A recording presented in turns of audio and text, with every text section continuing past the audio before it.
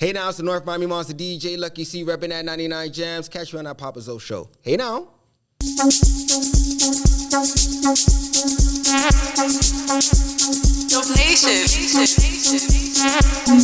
Siga, from my niggas bounce. Shout out to PapaZoe show.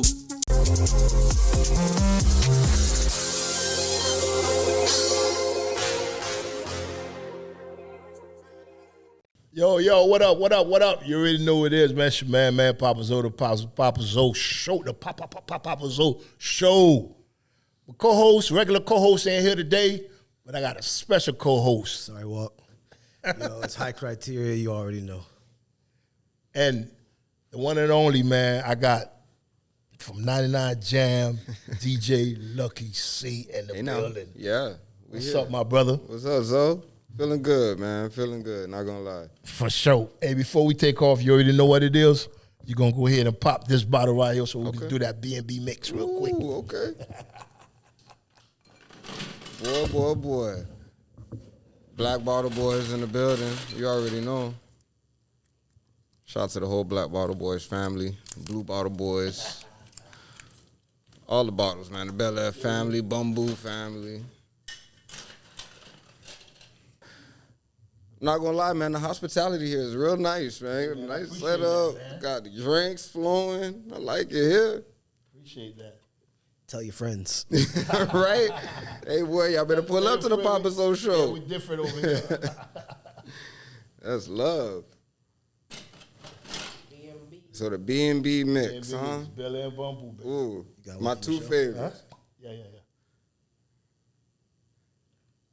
As much as I like them, I never tried them together. You know what I'm saying? Okay. It's one of those dangerous mixes. I see. Yeah, it's going to creep up on you. It goes down like apple juice. But don't let it fool you. Ooh, okay. Don't let it fool you. I'm giving you a warning. So whatever I say on the air tonight, y'all got to blame PapaZoe. Like, I'll just tell you what it is right now. It is. So which one is me right here? It's you right here. All right, cool. Oh, yeah, for the lady. Cheers. Appreciate y'all. Already. Cheers already. Cheers. Elevation. Salud. Give it. That's what it is. You know what I'm saying? Got the sticker. Feel me? Vibes. Yo, let me ask you something. So the people who might don't know, what part of Dade County you from, man? Oh, North Miami, man. North Miami, repping the West Side, proud. You know what I'm saying? That's why I get the name North Miami Monster. Like, I love North Miami. North Miami made me, raised me. I'm from North Miami. Ain't no secret, homie. You know, like, yeah. Homie, I'm gonna tell you something real quick, right?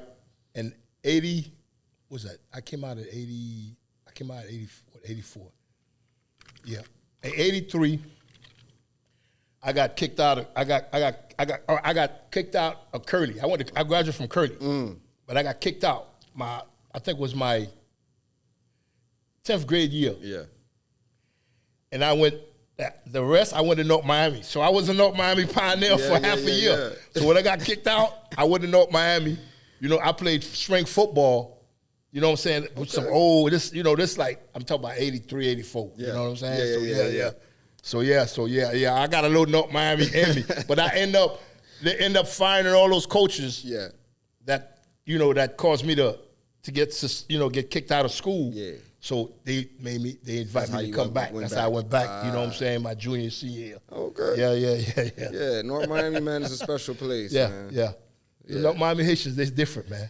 Yeah, we are. I'm not going to lie, man. But you guys different, man. I feel like depending on where in North Miami you from, your peoples came through Little Haiti some ways. We all got some ties to Little Haiti. Yeah, Haiti, most definitely. And then you move up to North Miami, and then, the next step would be Miramar, Pines. And then Miami Beach. North Miami Beach, too, they do that, too. Or, people going to Port St. Lucie now, Fort Myers. Like, them zones is really moving. They really moving. Yeah. A lot of them zones, they got rid of their crib. Yeah. And they gone. Yeah.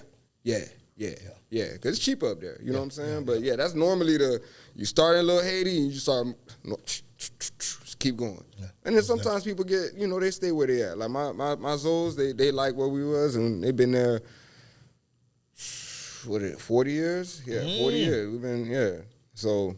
In North Miami? Yeah.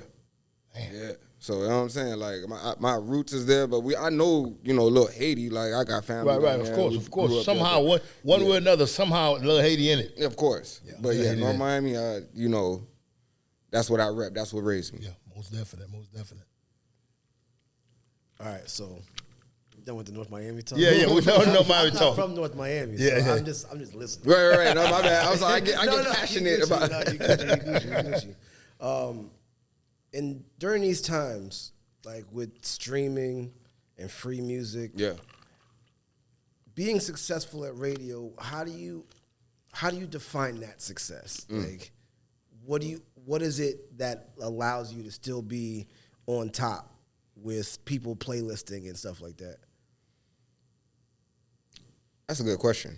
For me, I think it's just my own discernment. You know what I'm saying? Like, I always have a good idea of what's a good song. Like, what's a I don't want to say a hit, because that's a term that people throw around loosely. But at least a good song. Like, I feel like I have, for the longest time in my career, had a good ear for that. And I feel like that is what kind of sets me apart from everything else. You know what I'm saying? Because I can make a suggestion or play a song or take a chance on a song and be like, I think this is a good song. And I want to say at least like 85% of the time, they work out.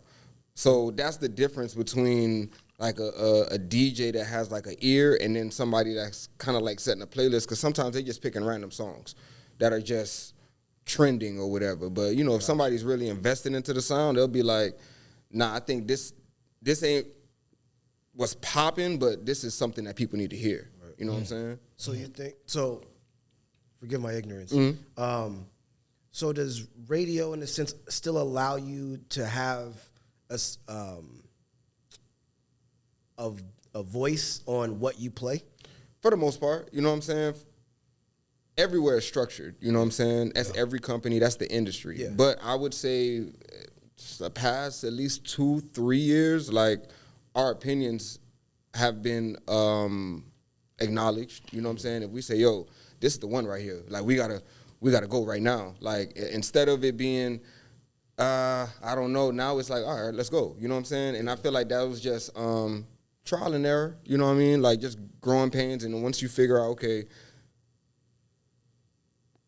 your team could be trusted, that's how those records could be moved. You know what I'm saying? Because if you understand people and they don't have ulterior motives, it's easier to believe what they're saying. You get what I'm saying? Like, a lot of times in radio and in the music industry, a lot of people are out for self.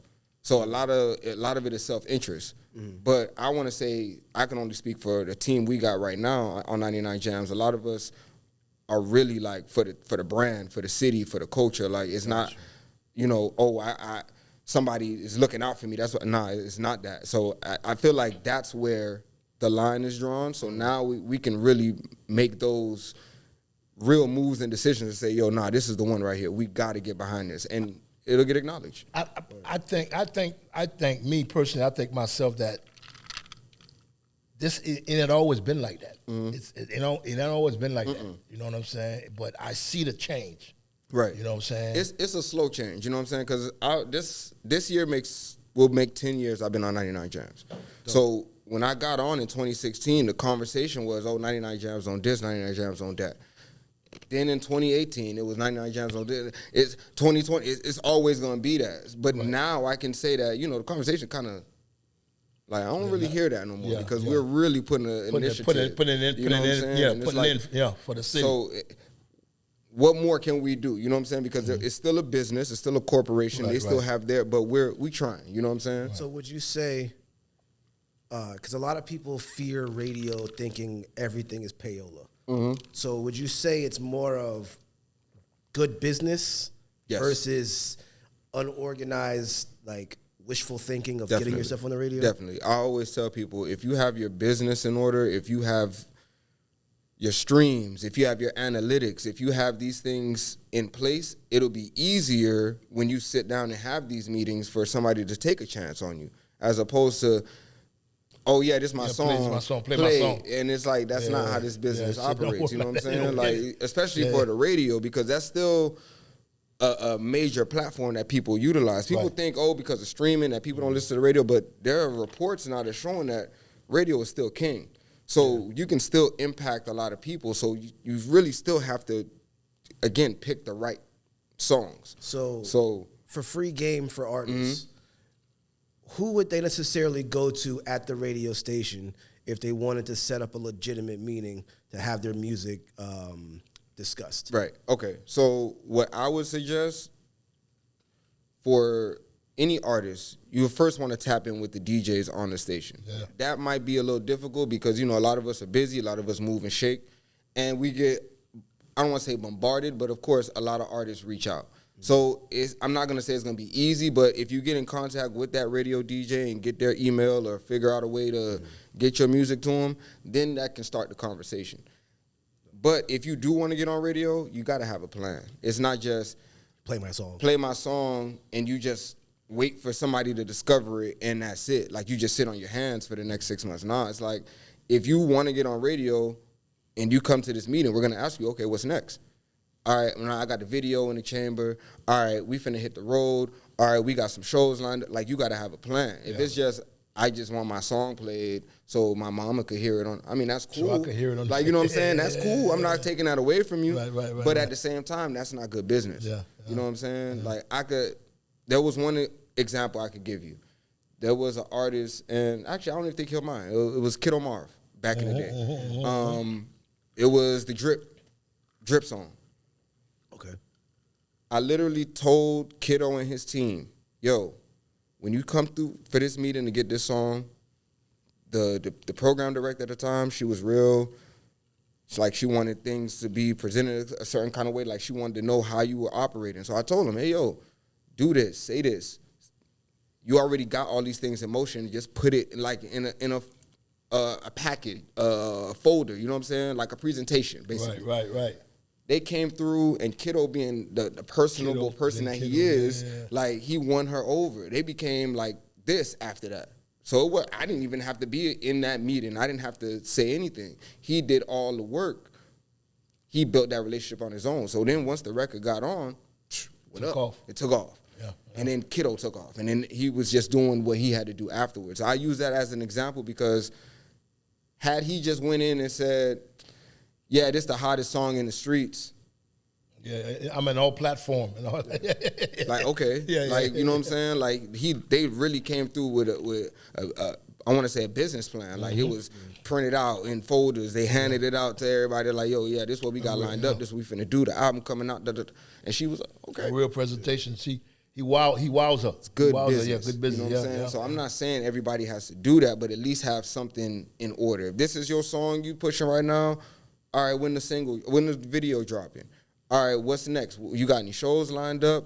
All right, what's next? Like, what are you doing? If it's just this my song, that ain't gonna work. Like, we'll look out for sure. We'll find, but at the same time, it's gonna do you a disservice in the long run, and that's what I'm not about. I want to help everybody win if I can, but you got to help yourself. That's how I look at it. Exactly. So to pivot from that, I'll pass it back to Zoe. How do you feel about the current state of Miami artists and how they interact with your station in particular? Right now, I don't think it's bad. Personally, I can only speak for myself. I don't know about anybody else's interactions or experience. I don't think it's bad. I think it's improved for sure. What I do feel as far as Miami artists, and it's not a slight to them, I want y'all to know, I even the ones I don't like or don't like me, this is not a slight to y'all.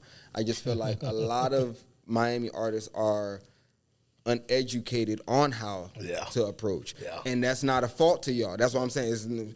But that's why platforms like this exist. So, you know what I'm saying? People can come up and give their game and their experiences, so hopefully they tap in and listen and learn. You know what I mean? Because that's how I came up in this game. Like, I would watch people.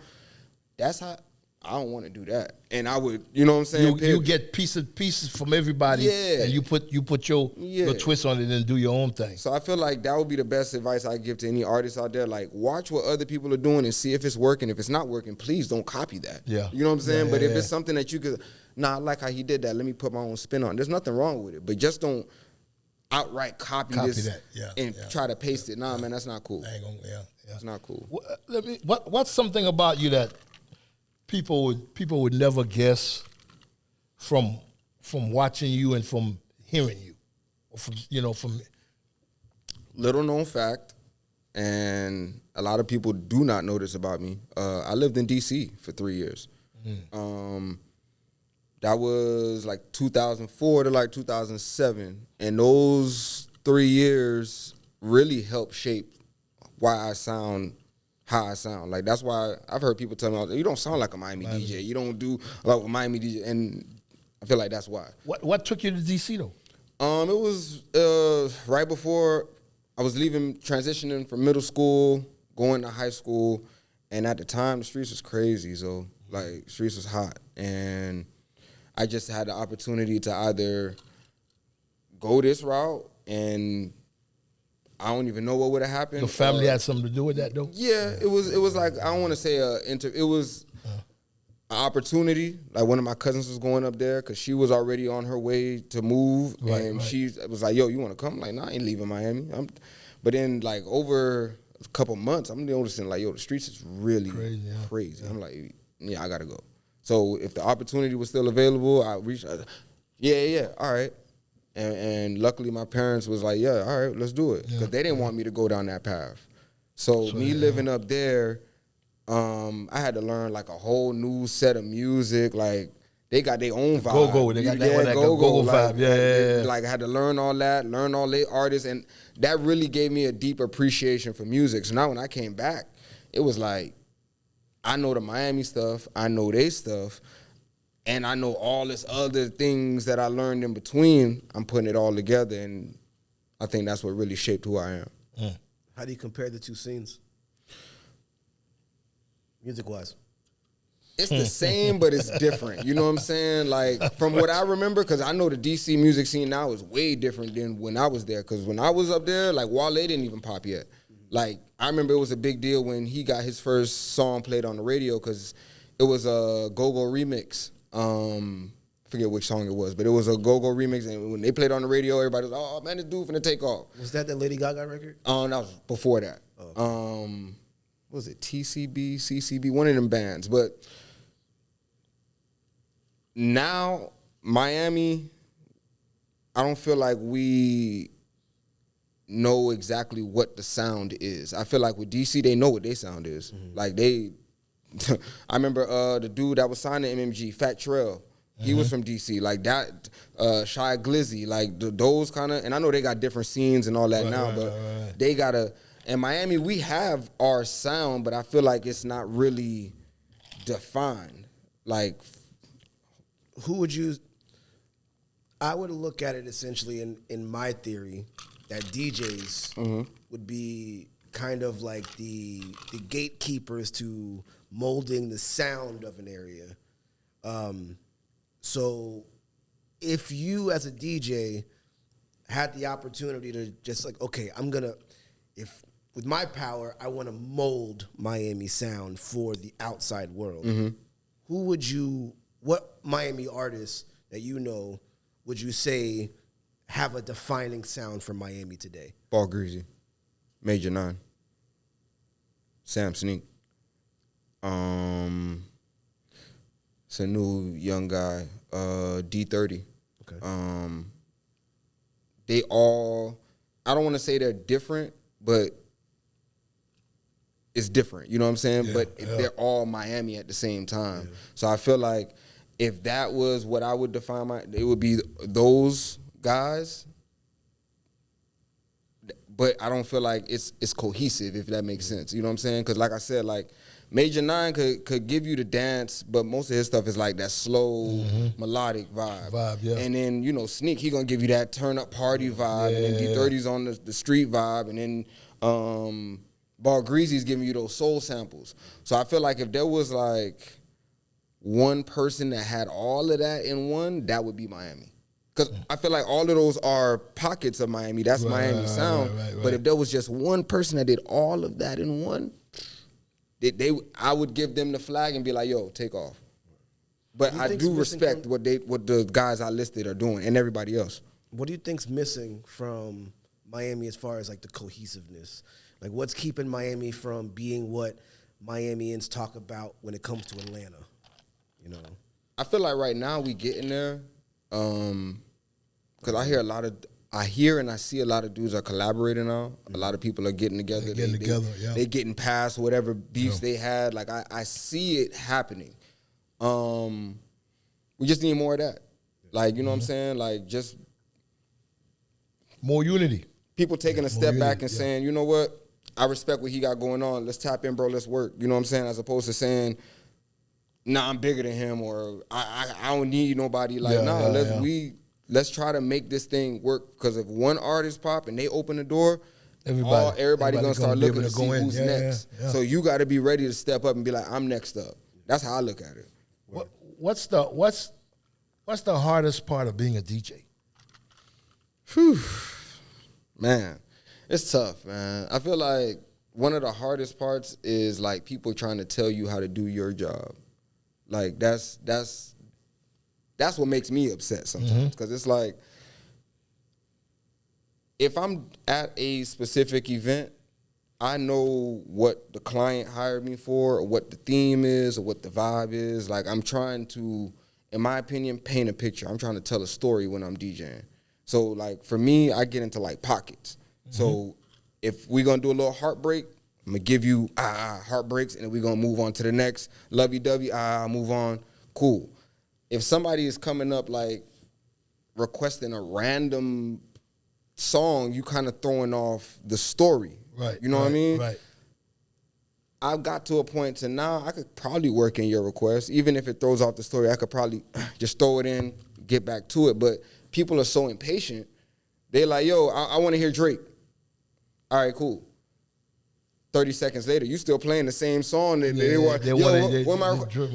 like they talking to you like, you got to play it right now. Like, nah, I don't work for you. You know what I'm saying? Like, I love what I do. I love DJing, but I don't work for you to talk to me like, I got to do. Hey, man, don't do that. Like, that makes my blood boil. And I feel like that's becoming a common thing now. Like, people, they feel more comfortable just walking up, hey, yo, hey, do this. Yeah. Come on, man. Exactly. It's the same thing behind the camera. When someone comes up to me and it's like, hey, is your camera at this and this and this? It's like, are you my boss? Right. You know what I'm saying? You know what I'm doing? Like, you want to shoot? So now I've seen, there's a clip online. There's a DJ was spinning somewhere. I guess somebody put the phone up. That's the other thing. That's pleased with the phone and the request.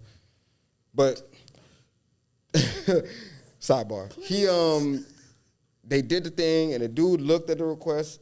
He took his headphones off and handed it to the person. Like, you want a DJ? And it was like, it was all right then. Let me do my job. Yeah. Like, we know what we're doing. Like, I can't speak for all DJs. I'm not gonna lie. Sometimes I go places, I'll be like, yo, what?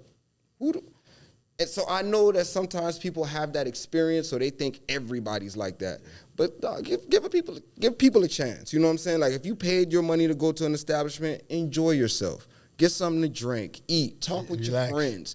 Enjoy. Why are you so focused on what's not, like, just chill. You know what I mean? Another shot? Well, you done. Oh, yeah, I am done, huh? You want another shot? What's up? It's refill time. Time. Let's do it. But well, you got it? That's the main thing. Yeah. Like, just please, people, let DJs work, especially me. Oh, let me finish this. Hold on a minute. So, we still. Thank you. We're taking a break, okay. Taking a break? Yeah, man. Good convo, though. Yeah, but that makes my blood boil. Like, people will talk to you like you a dog. Like, bro, like, we all human. Like, exactly. Because I wouldn't go to nobody else's job. Like, if you sell houses, I ain't coming in. Hey, yo, sell me a house right now. Yeah. You know what I'm saying? Like, that sounds crazy. Like, it's immature, and people don't. It's really in people's upbringing. Yeah. Like, people don't know how to actually communicate with people. Yes. That's a fact. Yes. But I also feel like as a culture now, because of social media, it's like accepted. Like, nobody wants to do better. Like, they want to just be. I just feel like it's crazy. You know, I used to have a problem with well, I'll save this for the. I'm like, let me move out the way. Yeah. Let me because this is one of those topics where it's a topic of gatekeeping, where being an artist. We back on? Yeah. Being an artist, coming up, like, I always had that bravado, like, fuck gatekeepers. Gatekeeping is bullshit. But then, now that I'm 40 and I've been in this industry for a minute, it's like, no, we need them. We need it, right? Because my thing is, people try to throw the mix of taking hip-hop and defining it as beyond black culture because hip-hop was not necessarily started by just black people. But I look at that as a very white person thing to say because at the end of the day, whether or not there were Puerto Ricans involved and shit like that, like hip-hop is defined as black culture. Right. Nobody owns it like black culture, like course. black people do. Right. Because it's struggle, not yeah. dismissed That's a fact. by black people like it is for everyone else. So you can just pick and choose when you're down with the culture. It's Right. like, no, it's how we communicate to one another. Like, we rap to each other by communicating. We communicate in code through metaphors and things like that. So we can say what we need to say in public, but keep it private. Yeah. And then when it comes to letting things open to everybody, then you lose that authenticity because everybody can wake up and just become. Of course. And it's not saying that people can't do that. Like, you can't aspire to want to do something, but you still need to follow those necessary steps. You need to pay homage to a culture you're trying to embrace, in my opinion. Yeah. Because if you don't do that, you fail to miss what ties everybody else together.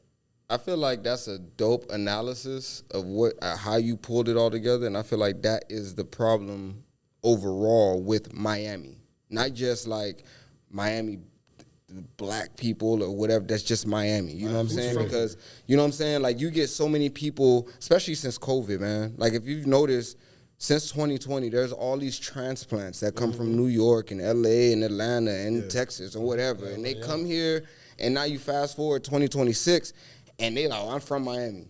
No, you're not. No, you're not. You know what I'm saying? I look at all these influencers, they come down, oh, yeah, well, I'm from Miami. No, you not, bro. Like, you live here, but you're not from here. You know what I'm saying? So that does play a role in it. Everything that you said, specifically to where the people aren't paying homage. They're not tapping in to figure out who's who and what's what. And that's why Miami as a whole, like, when people come down here, I mean, it's always been that people looked at us like a Spanish city, a Latin town, or whatever the case. But when you really look at it now, like, they really getting rid of black culture. Yeah. If it wasn't for the Bahamians, Miami wouldn't be a city. Yeah. You know what I'm saying? Like that. Shout like, to the fam. Yeah, you got to look that up. Like, they needed the people to Bahamians sign, one, and they went to go. I think it was like 12 Bahamians. They needed them to sign. Bahamians, Jamaicans, and Cubans built Miami. So it's like, you really got to, the black culture, especially in Miami, is really deep. And they're erasing a lot of that, man. When you go through our cities, Overtown, Little Haiti. Little Haiti's going away. Now, when I, like, because this is where, like, my frustration and commentary comes, where accountability for our community, we exist in it. We don't respect it.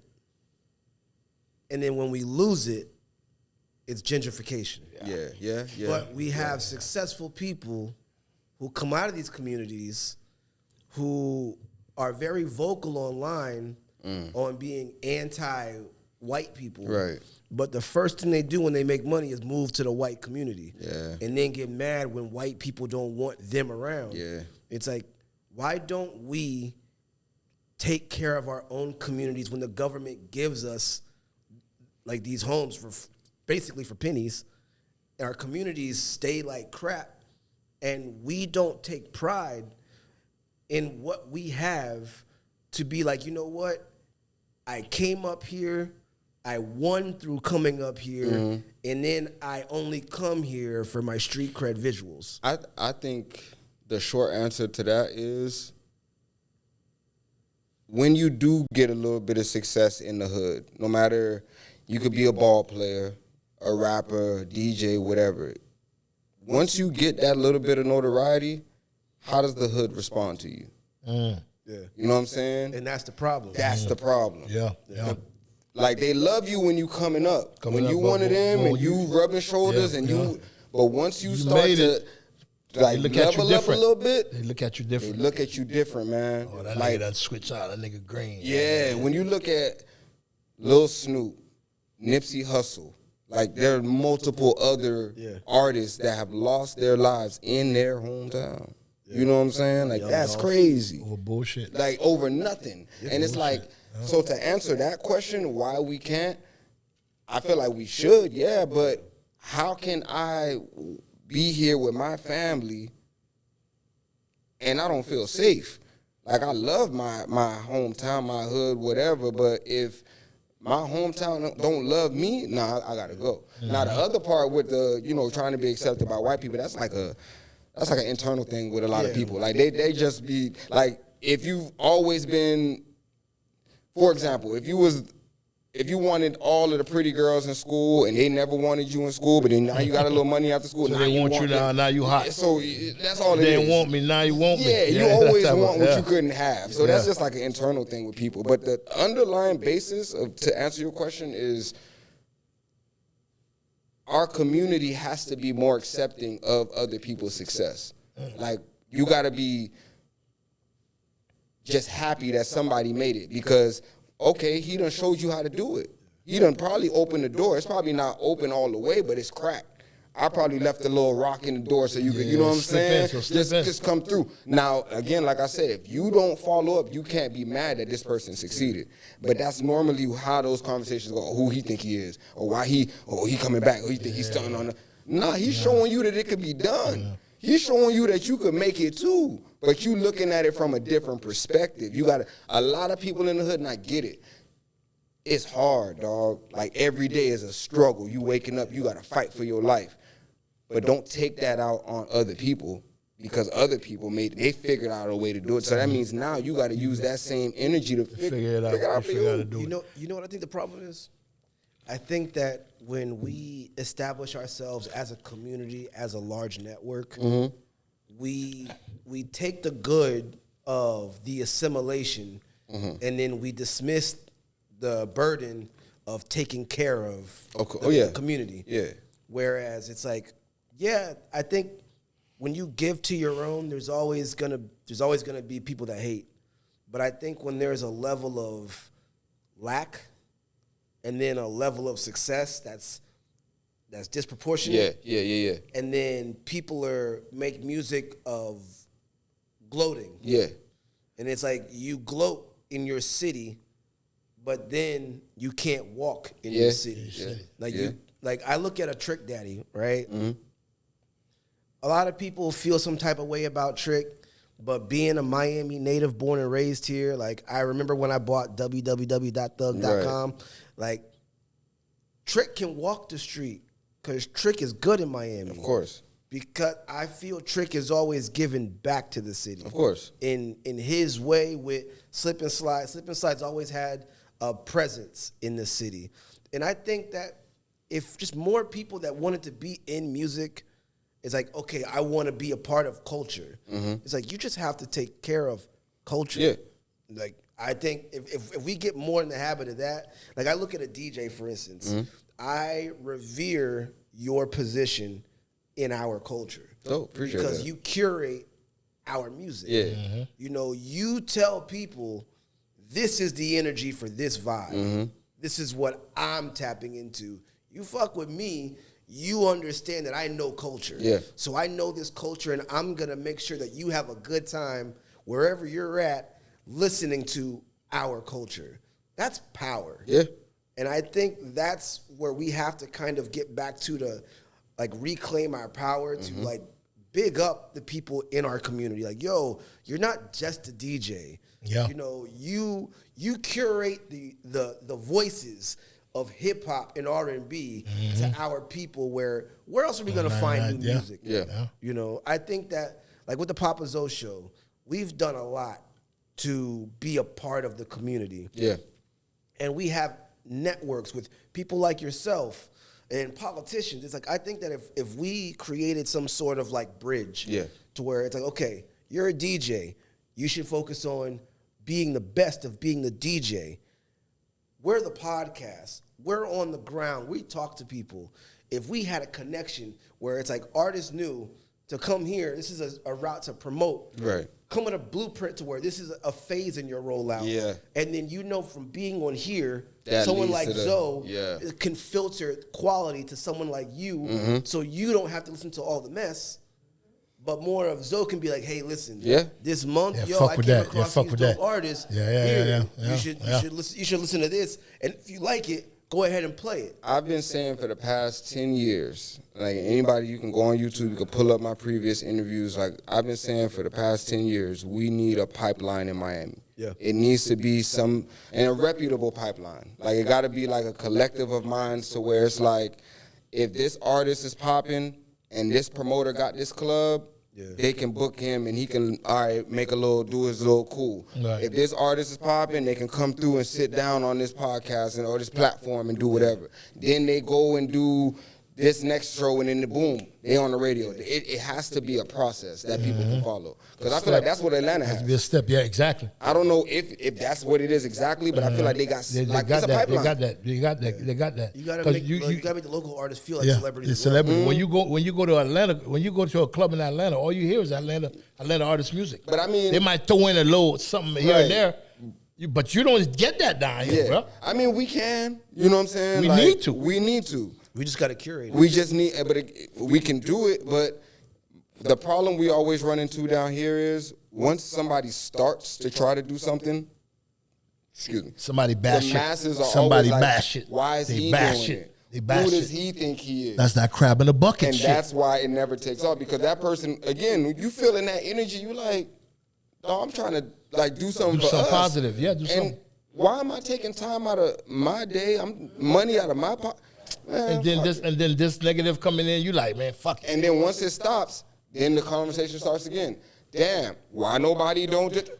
Yeah. It's the same thing about the radio. Tell me something. Tell me. We on No, this go right ahead, here. go ahead. We My on bad, my this. This is bad. good. This This is a is good good. conversation. This is good. So tell me, when we on this right here, tell me something, right, that happened to you that make you look at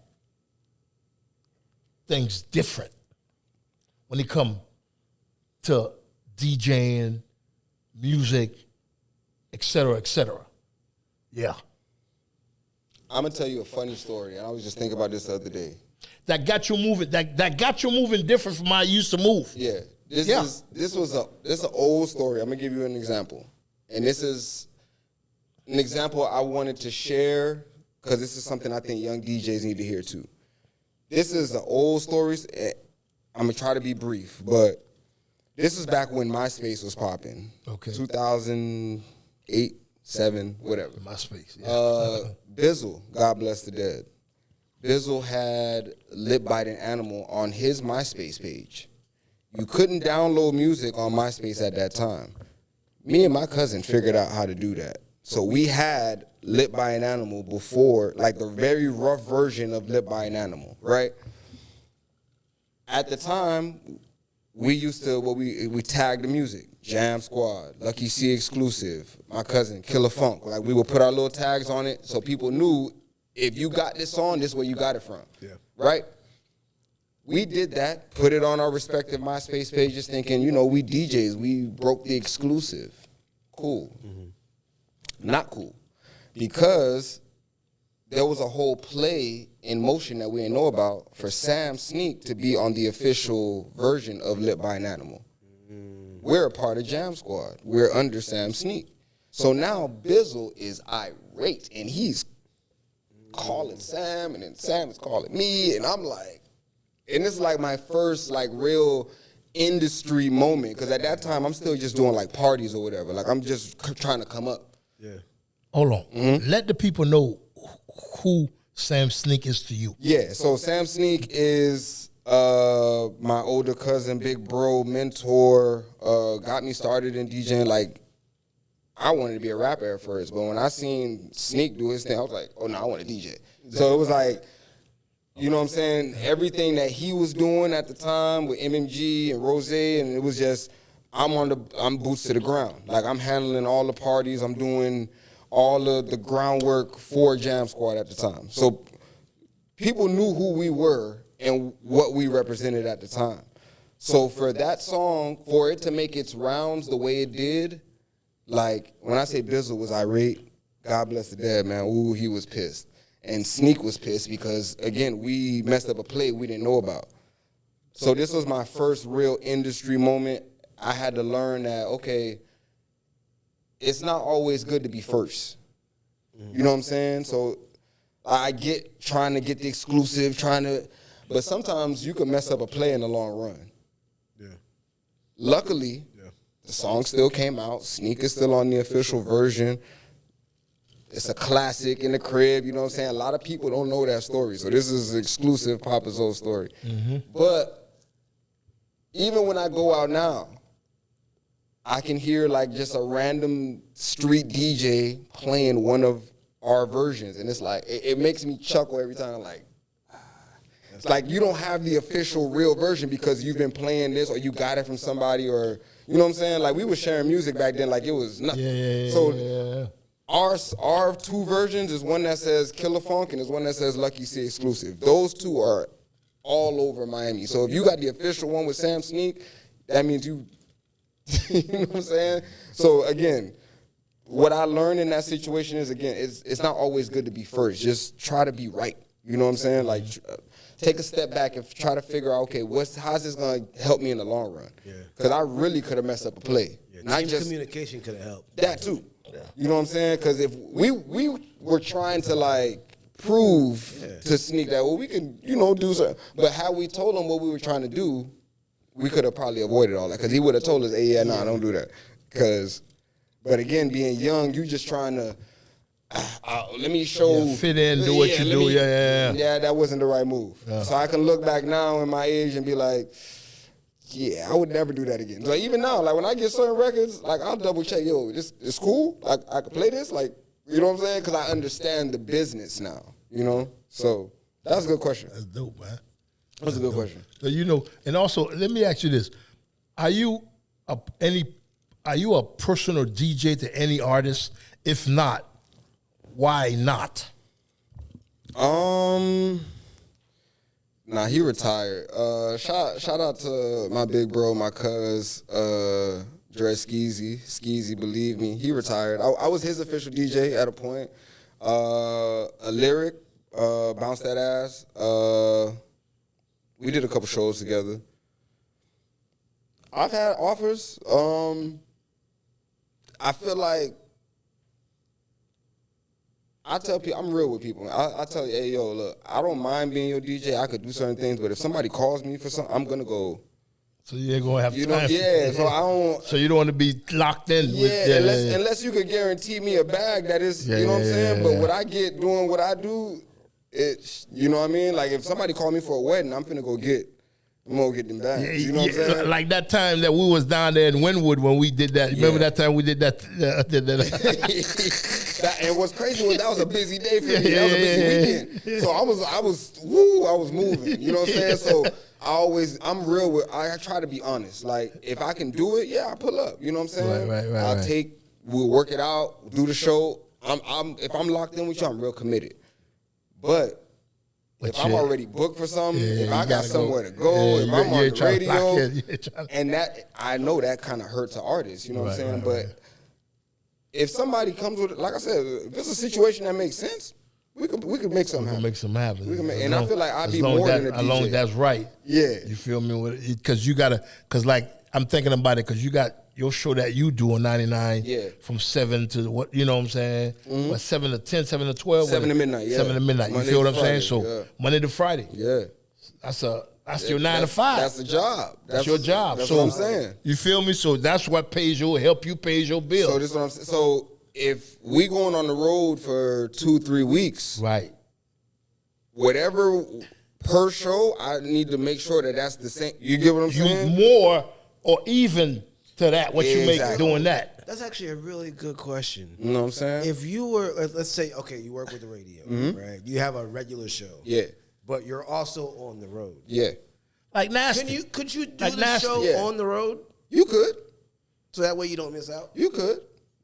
Especially now with technology and how it is, like, yeah, you definitely could. I give you an example. COVID. everything was shut down. Like at first, they had it to where it could be like one person in the studio at a time. You got to wipe everything down, protocol. Somebody caught COVID, brought it in the building. They shut the whole building down. So now we all had to do remote. And then you guys did it at home. Yeah, do it on your phone, record it, and however it sounded, that's how it sounded. You know what I mean? Yeah. Now, 6 years later, man, we got so many, like, you could just do anything on your phone now. So, yeah, you definitely could. Especially with AI. You know what's crazy about COVID? And shout to the YouTubers out there and stuff.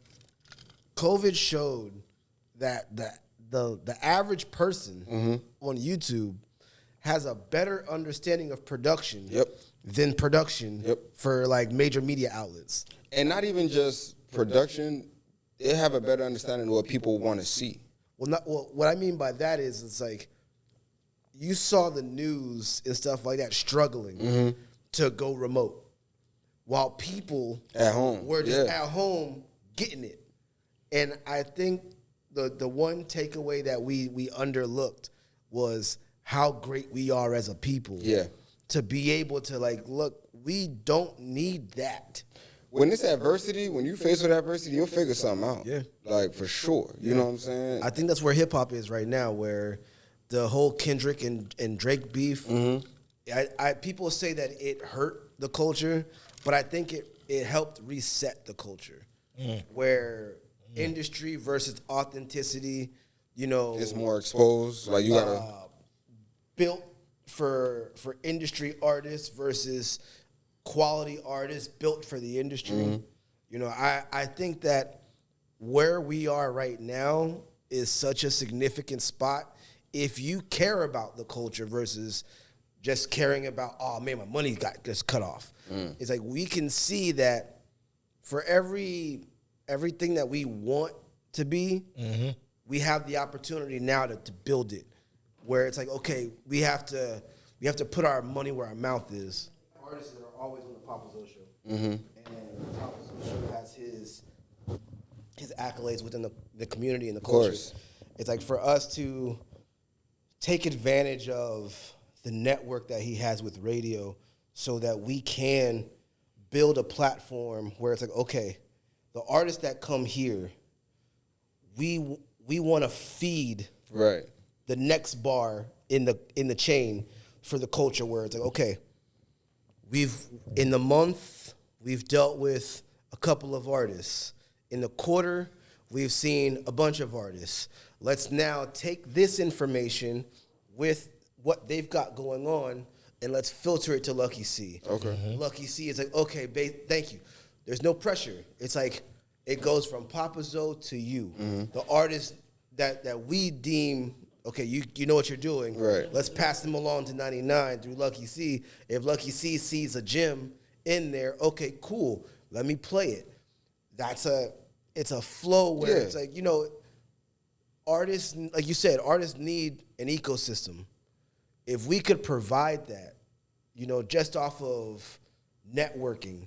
That's all it is. And plug and play. That's all it is. That's all it is. And I feel like, because people always want to use Atlanta as an example. They always, Atlanta. And I love Atlanta, you know what I'm saying? But people also have to take into account, Atlanta has multiple hip-hop stations. I think they got like 4.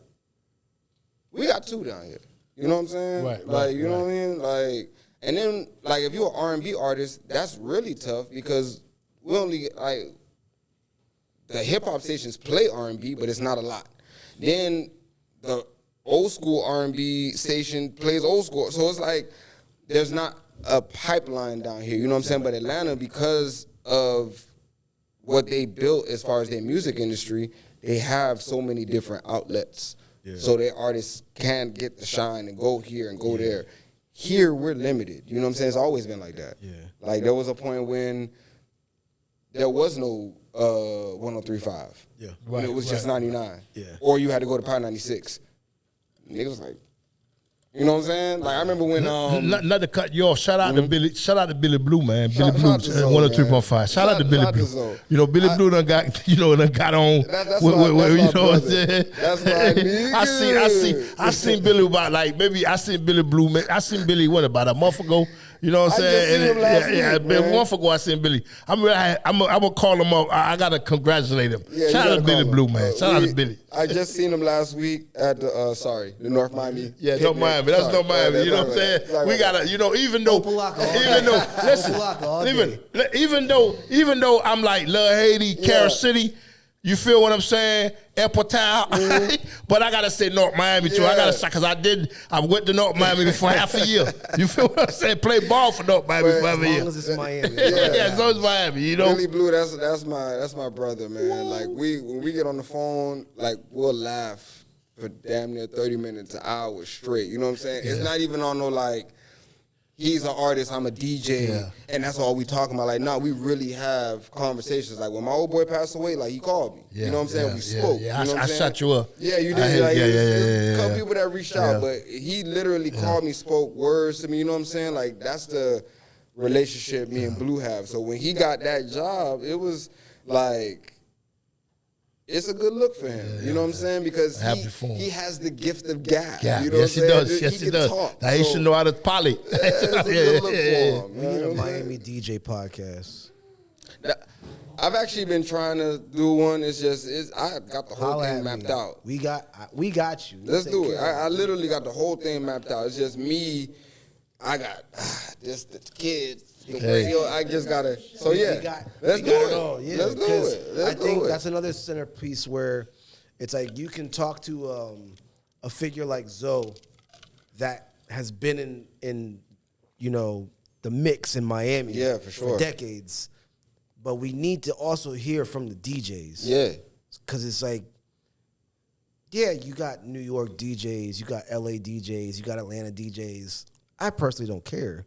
Miami DJs. 305. Yeah, I want to hear that I tell Miami people, DJ. and I'm gonna look right at the camera when I say this. I tell people all the time, Miami DJs are the best DJs in the world. Different. Why? Different. Because Miami DJs, without you even knowing, are your hosts. They are your guide through the night. They can let you know everything that's going on seamlessly while playing music. You know what I'm saying? Like New York DJs, they don't talk on the mic like that. They don't. Atlanta DJs, they don't talk on like you could go anywhere else in the world, they don't check that mic like Miami DJs. Pause. So they doing, you know what I'm saying? Like, shout out to all the Miami DJs, man, from the ones that's just starting out to the ones that's retired, the ones that laid the groundwork that we follow, like DJ Meat and all them. yeah, Sam like Sneak, strip all club them. DJs, like especially Miami F, strip club DJs.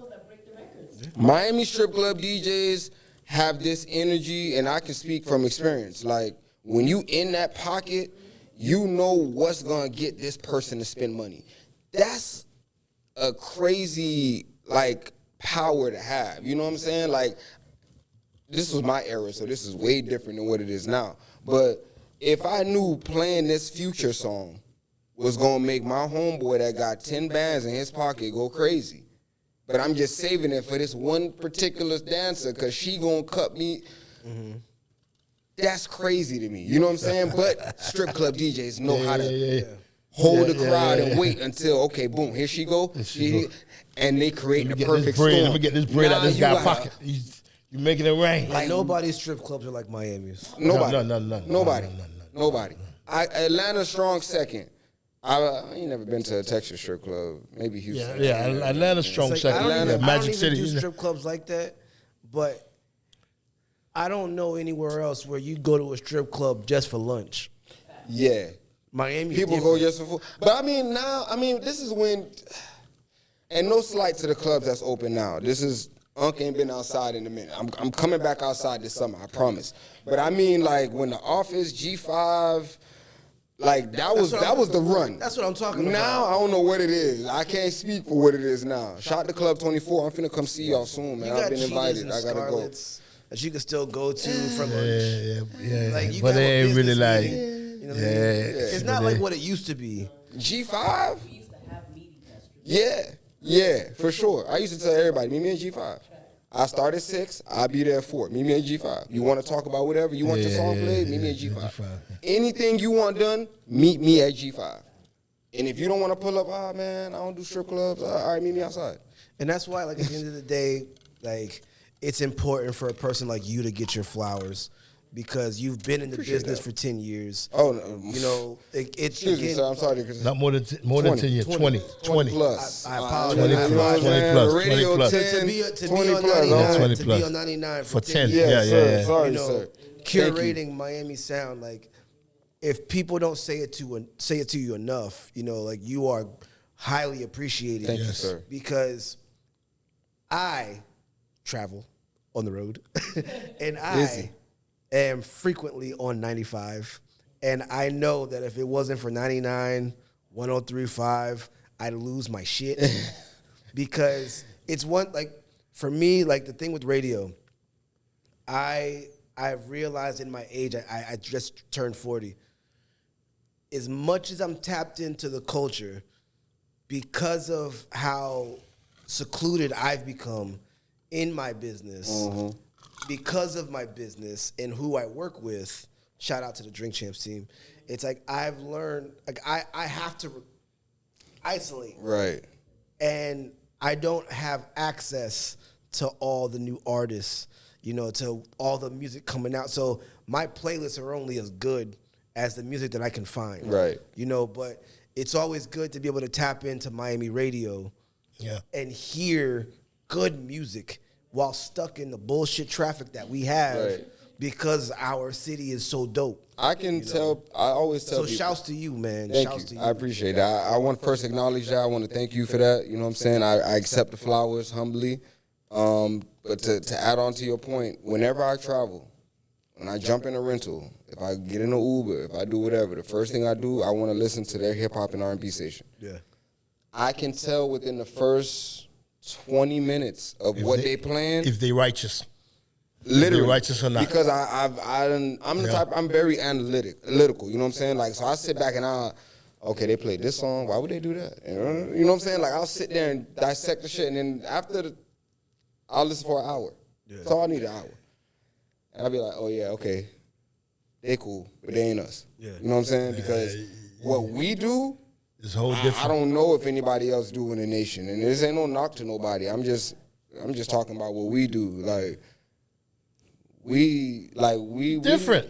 We It's different. You know what I'm saying? Like and different. and That's all again, it is. to go You're in back your to own what we lane. You're in said, your own lane. So you guys 99 in Yeah. their own lane. You feel what I'm saying? You're in your own street. You're in a one-way street going down one way. Yeah. Just like the PapaZoe show, we're in a one-way One street lane. going down one way. You feel me? No knocking out nobody else what they got Nobody. going on, knocking out 103, knocking out 96. You're in your own lane, Yeah, bro. That's what I'm saying. It's like I said earlier in the conversation. Now where we at, I feel like we got it right now. You know what I'm saying? We got the right people in place, we got the right team in place, and we could do what we got to do. I think that people in Miami aren't all familiar with the fact that, like, the whole country is moving here. That's the problem. Like- but yeah, no, they're not. The financial district in New York is moving here. Yeah. Like, we're growing at an exponential rate. You know what I mean? And we're below sea level. Just gotta throw that out there too. So But the cool thing about Miami, Below even sea in our level, growth, because like with iHeartRadio, for instance, you can listen to Hot 97 down south, right? But it don't fit if you listen to Hot 97 You good? down You here. good? I'm good. You Let good? me You see don't what need no time more? it is. Yeah, no, I'm yeah, good. yeah, I'm yeah. good What right time now. it is? Yeah, you don't Yeah, want to go into the no, radio. no. Gotta- You fucked up because of Shit PapaZoe clear. show. Yeah, gotta- So, I think it's an hour to sober up. yeah. But it's just like, you know, you can listen to Hot 97 down here if you want to, Yeah. thanks to iHeartRadio. But like frequenting New York, you really, like, from myself personally, I really appreciated Miami and Miami DJs and just the sound of Miami. Going to New York and listening to Hot 97 in New York and listening to someone like Jim Jones while driving through Brooklyn, Manhattan. It's like those tall buildings, the grimy feeling. It's like it makes Jim Jones sound better. Right. But I can't listen to Jim Jones Down here. in 80-degree weather with the sun out Right. because it's not as grimy. So You know what I mean? So And- I'm sorry to cut you off, No, you're but good. that is the perfect point to why people complain about radio. And I've been doing my own research on this, and I realized why that happened. In 1996, Bill Clinton signed the telecommunications bill. So that made it to where companies can own more than one station at a time. I think the limit before that was like 2. Then once he signed that bill, it was like you can own as many as you can. Yeah. Like y'all correct me if I'm wrong, but I'm just giving the basis, right? So now you have these media companies that can own all of these stations across the nation. So let's use iHeart for an example. Like they got stations in Miami, New York, LA, Atlanta, Chicago, Houston, all these. And then if you go, they pretty much sound the same. Yeah. You know what I'm saying? But that's because they're all, and that's just the industry as a whole. We're all under this corporate brand that knows what are the hits. So everywhere is going to play the hits. As opposed to before that, this region, whoever was the program director, the music director, they were the ones literally listening to all of the songs coming in from the labels, from the local guys, from wherever. And they were telling you, nah, this guy is the one. So everything changed after 96. Yeah. So to go back to your point, it's like we need that.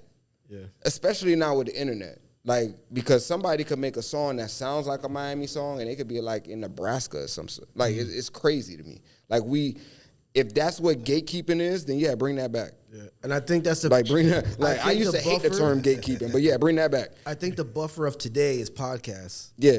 Because if you could put the podcast in between the DJ and the artist, you know, then it's like, okay, you can have the podcast talk to the artist, listen to the music, see how their fans react to the music, and then whatever is dope get filtered up to radio. That could work. Spread to masses. That could work. Yeah, because people, like, podcasts have merged with radio. Yeah. If people aren't listening to the radio, they're listening to the podcast. Yeah. So that way it's like, for music, as far as like artists are concerned, you stay at their neck where it's okay, if you're not listening to a DJ play my music, you're listening to a DJ or someone in the community talk about me as an artist and my music. And I feel like that's what Miami does need, because that's why for a point in time I was tapped into platforms like Drink Champs, because they were bringing on artists that was like, I never knew that about you. Yeah.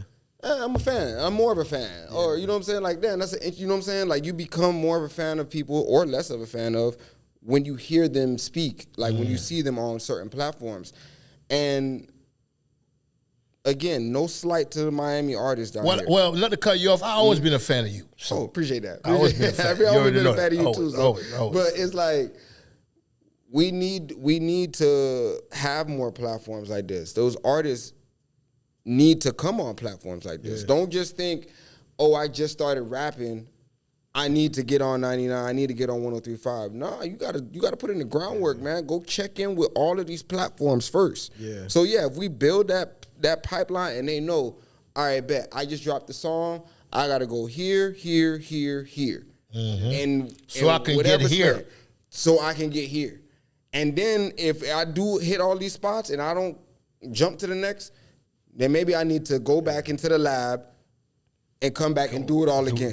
That's what we need down here, because I feel like the problem is, I like that. A lot of people think, bro, I just dropped this song, oh, I'm ready for the radio. No, it's never been like that, y'all. Like, I need y'all to understand. Like, even the major labels, they have a problem getting played on 99. They have a problem getting played on, I can't speak for any other station, so let me not do that. But because they have artists that they working. They have artists they trying to break. That don't mean that fit what we trying to do right now. Right. Like, just because whoever, okay, and like, I got label reps hit my phone every day. Yeah. Okay, cool. I'll check it out. That ain't it. That ain't the one. Shout out to Mike Smith. Mike Smith has a lot going on for artists. Brother. And that's another Miami head right there. So big ups to Mike Smith. Because I've seen his pull-up show where they ride around in the whip with the artist performing. I've seen the studio set up. Real nice. And that's just dope. Yeah.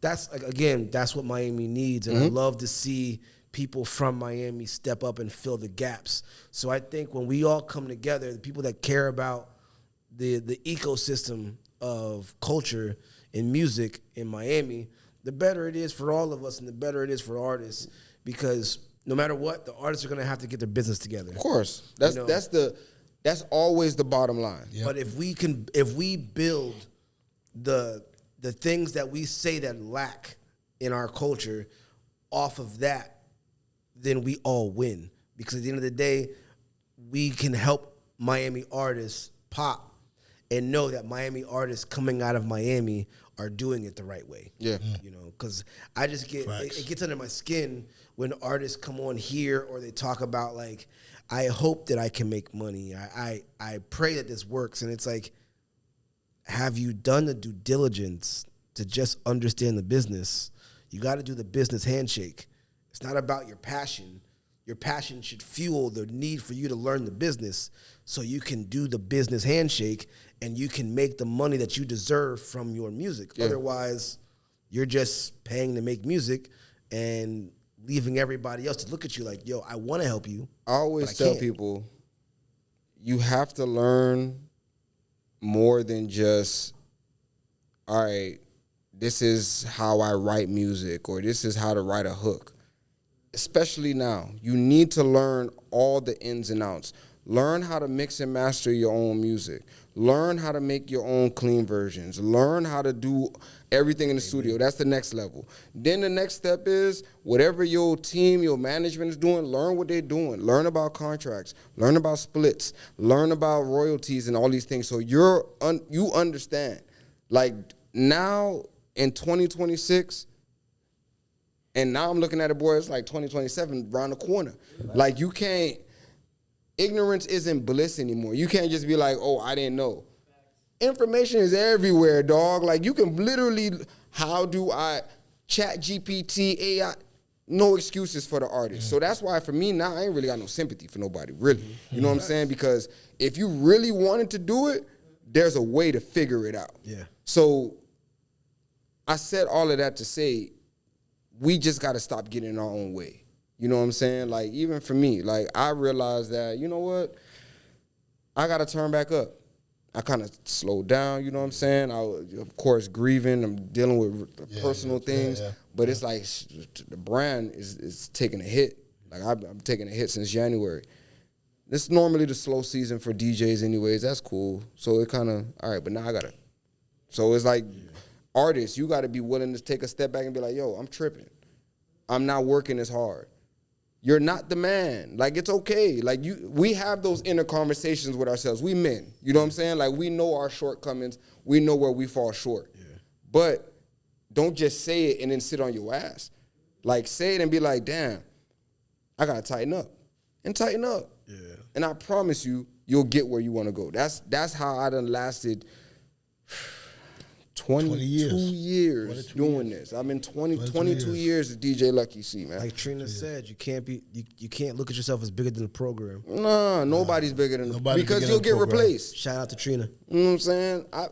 I've been replaced so many times. You know what I'm saying? That ain't stopped what I had going on. Going. And even then, when they tried to replace me, they never leveled up. They never got better. So it's like, yeah, I've been replaced, but that probably wasn't my assignment. Mm-hmm. That wasn't where I was supposed to be. So that's how I look at it. It's like, I was here for a season. I was not a reason. So let me do my little season and I'll be on. Mm-hmm. I used to be the type of person I get caught up like, damn, I worked at G5 for 7 years. I worked 99 Jams going on 10 years. I was at Club Lex for like 5 years, or crazy shit like that. Like, I've been places. I used to like being at a place, being stationary. Since you said that, not to cut you off, being able to be at a place for a longevity, can you give people kind of like not the game, but like what allowed you to stay at those places for that long? Because a lot of people these days with the younger generation, they're in come and go in and out. In and out. Yeah. At the time, this was a different time. But at the time, what it was, as like when people like look at me on the offset, they'll be like, man, like, see, quiet, he don't talk to nobody, this and the third. I'm a really personable person. You know what I'm saying? Like, I'll talk to anybody. I just don't fuck with everybody. You get what I'm saying? Like, you get what I mean? So if you see me on a whatever, yeah, I'm probably not gonna talk to you. But if I work at a club, like, I'm talking to everybody. Yeah. Poppy in the bathroom, the cleanup people, people in the kitchen, the waitresses, the bartenders, the door girls, the managers, like, everybody's the same to me. I don't mind. Yeah. When I used to be at G5, it was a Zoe man that worked in the bathroom. Every time. Poppy, what's good? Poppy's like, I fed. Every time. Washing my hands, we chopping it up. Yeah.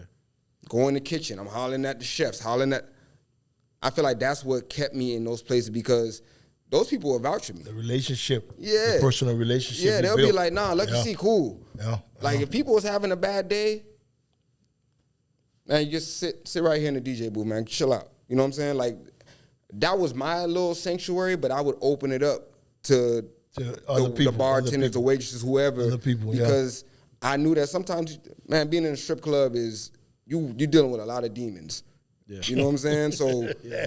You're in an unholy place. Yeah, it really is. There's a lot of spirits in that. A lot of bad spirits. Sometimes you need a break. Yeah. All right, just sit back here, chill. All right, smoke real quick. All right, take a shot, chill. You know what I'm saying? Like, that's, in my opinion, is what. And of course, I'm a pretty good DJ. I feel like I feel like I do my thing. Yes, sir. Yes, But sir. I shot just being porn consistent. Huh? I shot porn once. Okay. Oh, And shit. it was Crazy like- segue. It was just the unholy. Evil. It was Crazy like, yo, segue. You evil. it was one time, and it was in Fort Lauderdale, and I just felt so. Yeah, man. You felt dirty. You felt dirty. I felt so fucked up. You felt dirty. And I was like, yo, like I'm in a position that I wouldn't be in without this camera. Yeah. And it was just, yo. I think it's shot porn. I didn't know that. You don't understand. I didn't know that. Put it Thanks for up in letting me. Yo, this is Yeah. like, yeah, no. Now I need the a break problem from this. is, and this Can't is do this. no slight to the strip club because that's really where I built my brand up. Yeah. But when I really took a step out of it and really realized, and luckily for me, like I walked away from it right before COVID hit. Like I walked away in G5 from G5 at like November 2019. COVID hit March 2020. Yeah. Like I was like, good thing I walked. You know what I'm saying? Because when you a DJ and that shit, sometimes that's your bread and butter. That's your livelihood. You depending on that check and them tips. You know what I'm saying? So when I walked away, I really started to realize, like, damn, I don't need to drink every night. Whoa. I don't need to talk aggressively to get my point across. Like, I started to realize, like, all these things that I thought was, oh, that's just Lucky C. No, that's not. It was you in that environment. That was me in that environment. So now, man, I'm a lightweight now when they drink. Like, I know it look crazy because I just drink all. But now when I go out, Yeah. but before, in there, for them 6 hours, for that shift, taking it back. People don't understand the culture. Like, at Drink Champs. Dealing with demons, man. At Drink Champs. Like, I've been with Drink Champs for 7 years. Dope, man. Congrats. And out of the 10, I've been there for 7. And for a minute, when we were at a bar, like, I would be working, smoking, drinking. You're just in the motion. Yeah. And people think that would make you sloppy. Nah. It's like, no, like, listen, I would You kill a on bottle point. of Douce by myself on set in work. But what it does to you is, like, over time, it's like, yo. Yeah. And you don't realize it until it's too late. You don't realize it until it hits you. You're like, you gotta, it takes Nori saying, like, yo, the team needs to tighten up. And you look at him and you're like, yo, because I got so much respect for Nori. Nori is a G. Yeah. Like, I've had bosses, but Nori is a G because Nori, like, really fucks with you like family. Like, I remember at the airport, like, I had to go at my luggage and grab something, so I had to stop. And then you would think that everybody would just leave you. Nah, he Nori stopped. stood next to me. He was Yeah. like, nah, what do I look like leaving my man right here while he got to go through his luggage? You know, so. You're a real one. Yeah. Yeah, Nori's a real one. But I forgot what I was saying. Noah's a real That was a one. good point. But Noah's a real one. You're basically drinking saying, on set. Yeah, Noah's a It's real like, one. I had to learn that, you know what? I have access to this. but you don't need But that to doesn't mean that I indulge. need it. Yeah. So now it's like when I'm on set, I might have a drink. But you don't it's need not it. the goal to, oh, hey, let me finish this bottle because you're going to keep pouring me a refill. Yeah. Nah. So I feel, and again, like, it's no slight to anybody in the strip club. But what I used to tell everybody, because even that's how I looked at it when I was in it, it's a stepping stone, bro. Yeah. Like, you can make your career in it. Yeah, you could be that guy in the strip club and have, but there's a ceiling to everything. Yeah. So especially now in Miami, you can't surpass that ceiling. Yeah, we only got what? How many black strip clubs we got open right now? It wasn't as many as the era we talking about. Yeah. So if you a strip club DJ, that means you real limited right now. Mm-hmm. That means you gotta, in my opinion, you gotta learn how to step out your box, your comfort zone. Yeah. Mm-hmm. So for me, before I got on the radio, 7 to 12, G5 was my trap, 6 to 12. So that was my shit during the week. Then on the weekends, I'm doing little baby showers, parties, weddings, whatever. I'm getting my bag. Then Monday, we back at it in the strip club. Oh, yeah, they calling me for a regular club. I'm finna do that, then I'm finna go to the strip club. Okay, I'm gonna leave the strip club, I'll go to Iguanas. I do it. Like, I'm doing You're moving. You're not finna box me in and say, oh, he just a strip club DJ. No, I am a DJ. You call me, I'm finna pull up, I'm finna give you a good time. Yeah. So that's what I mean when I say Miami DJs are the best, because we can do certain, man, I used to do, especially on a Saturday, on a good Saturday, you talking about I wake up, I go do a baby shower, then I go cut through, go do another party or something on my way to go to the strip club. Yeah. Or I go do a wedding and then go to, like, it was always something that ended Culture with. Here is different. It's how New Yorkers move fast. We hustle. Yes. We hustle a lot. But that was me having the knowledge and the music knowledge and the courage to be like, I could do this. And I proved to everybody I could, because everybody's like, man, every level that I got in my career, everybody thought that that's all I could do. Mm-hmm. When I first started, he's just a baby shower DJ. Then I started doing nocturnal. Nah, he just do them kind of clubs. Then I left that. Then I went to wild question for you, kind of to pivot. What did you start off with, gear-wise, DJing? That's a great question. So, God bless the dead, man. My dad, he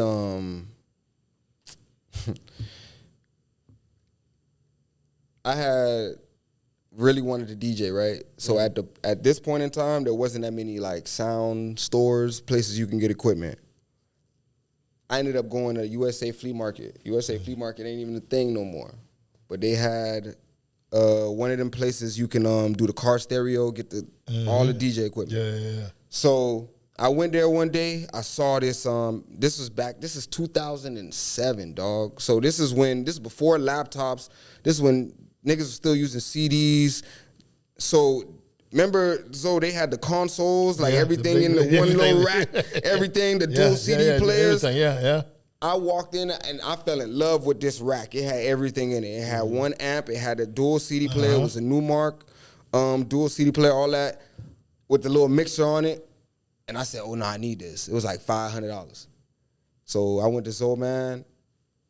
PapaZoe, man. Zoe's, they don't play that shit. I had to really explain to him that, okay, this is what I want to do. I want to DJ, whatever. Zoe, man, was not trying to hear it. So I convinced him to go to USA. Zoe don't like he used to call him Black American. Black power. My mom used to say black power. Yeah. Zoe ain't really. So literally, I could tell when we pulled up, he's. What the hell I'm doing? What the hell this guy got me doing? Doug. Oh, man. So we go. He reluctantly pays for the shit. But lo and behold, man, that little set, and I got a picture I could show y'all. I got to find it. It's an old-ass picture. But that first little set is what got me started. Like, I remember doing little kid parties, little house parties, little whatever with my little speakers. I had little three-way speakers. There's a little bass at the bottom, little mid, tweet in the high. At the top. Yeah. Two little three-ways, my little console. Boy, I thought I was the shit, bro. Like, I thought I was doing something. But that was That was the beginning. You was, though, yeah. Matter of fact, I'm going to find that picture. That one right there, that first set, literally set the tone for everything. Like, yeah, that's what I'm saying. Like, that was a great question, because I literally I haven't thought about that in a minute. Oh, here we go. Young Lucky C right there. Young Lucky C. I ain't got no beard. You got the Zoe necklace on. Nigga. What the fuck? What the fuck? Right? And you know what I'm saying?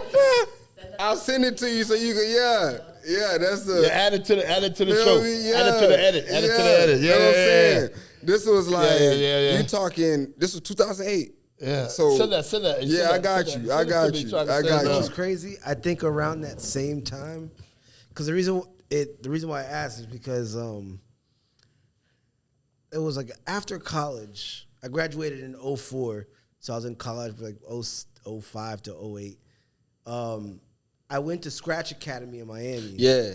And I've always been a writer and an artist and a freestyler. So I've always been able to count bars in my head. Yeah. But I didn't know what I was doing. And when I went to Scratch Academy and they were teaching us like how to count bars in the That's in the the first mix, thing. it's like I was like, oh, Same thing. That's what that is. And when I started to DJ, because always in my head, I'd always be like listening to one song and then like, in my head I'd mix it. Right. And I'm like, yo, I want a DJ. And it was touching what was it? The Technique MK1200. I had got a set on Amazon. No, not Amazon. On Craigslist. Dope. I got two 1200s for $600. Oh, that's dope. That's a steal. I know it was from some West Palm rich. Yeah, some people buy stuff and they don't even know what they got. Yeah, that was a steal. My face when I saw him, he had no idea what he had on him. I'm like, yo, they don't even make these anymore. So I got him. I held on to him. I got my first rain mixer. And I played with it. But like I had a different respect for DJs where I'm like, this isn't what I want to do. This is just something that happens in my brain.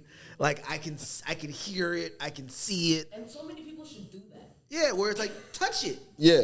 Fuck with it and realize like, yo, I respect you enough to get out the way. Thank you. I don't wanna be I'm not gonna lie. I just fucked with the idea of it to know That's an idea. I like it. That's an idea. Cause I think now I need to do like an interactive pop-up or something. Like if I'm DJing somewhere and you feel like you could do a better job, come on. Yeah. Cause everybody has the idea they want to hear the one song. That's cool. Yeah. What's next?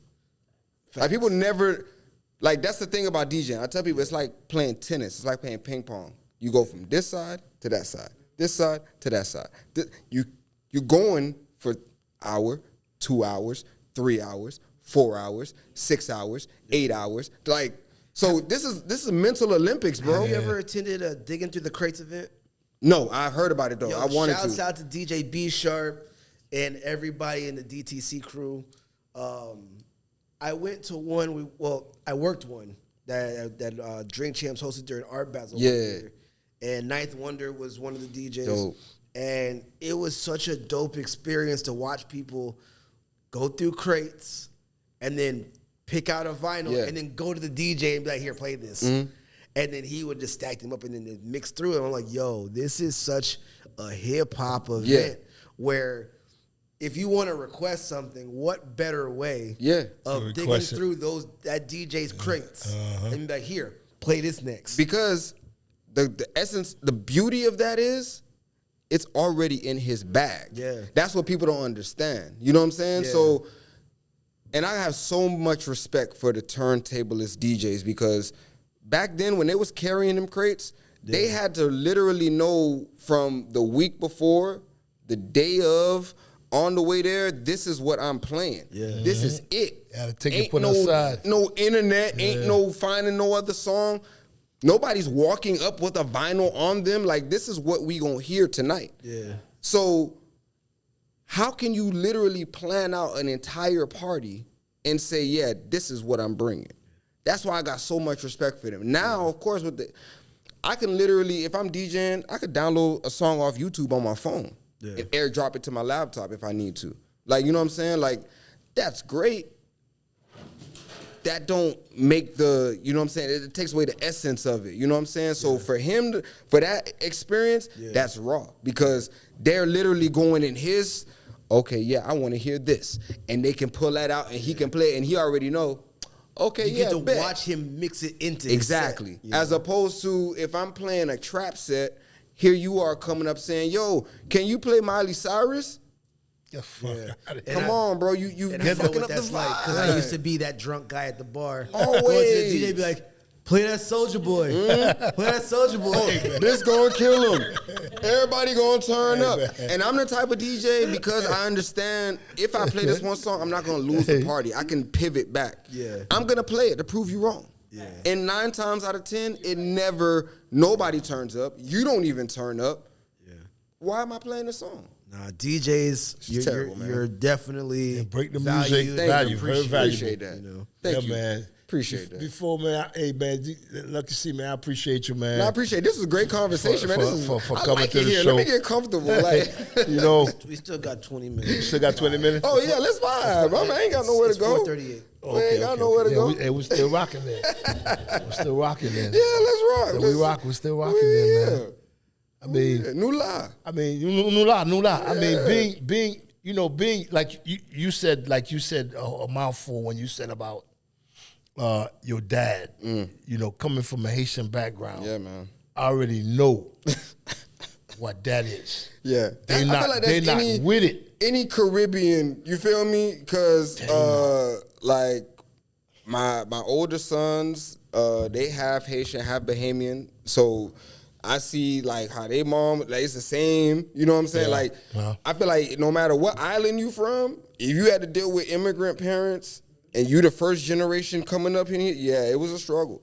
Or if you move from another country here, yeah, it's a struggle. Struggle. Like it don't matter what, dealing with immigrants, dog. If you Different, man. Immigrants are different, and it's bro. no slight to anybody that was born and raised here. You know what I'm saying? Not at all. It's just, it's hard trying to explain to your parents what's really going on because they don't get it. You get what I'm saying? It's like, that's tough. So I feel like with the Americans, they had that privilege of knowing that, okay, my parent went to this school or my sister went to this school. You know what I'm saying? They had a bridge they could lean on. Right, They could go over. As opposed to us, if you the first generation, it's just probably you, your big brother, or your big sister, or your cousins. Like your parents don't know nothing about this. They don't know about. They know about grades. They know about school. They know about math. But then it's not like when I'm coming up, I can't tell my old boy about the shit that's going on in elementary, middle school because his mind he focus on other stuff. You know what I'm saying? Right. I think it was tough for a lot of immigrant kids, man. It was rough for me growing up. In a way, it's like my parents. Now, mind you, I was the only child, no brother, no sister. Wow. Yeah. So I had it made where You get whatever you I want. get whatever I want, but the Haitians were strict as hell. They did not want me to hang with Black Americans. Yeah. Especially around that time you was coming up. Boy. Yeah.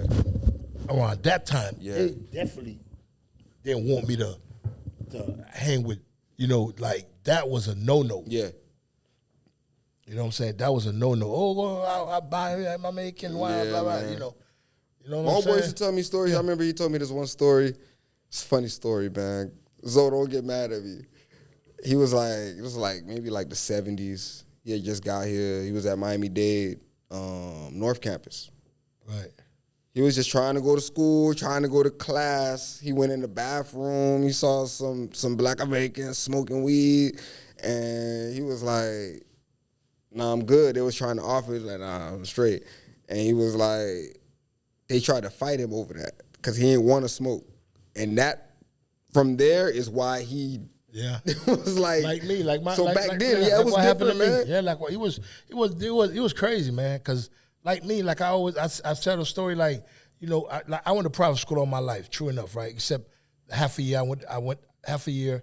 I ended up going to North Miami. Yeah, and then went back. And then went back. Okay, and then also too when I was like in elementary school, junior high, I failed a class. I had to go.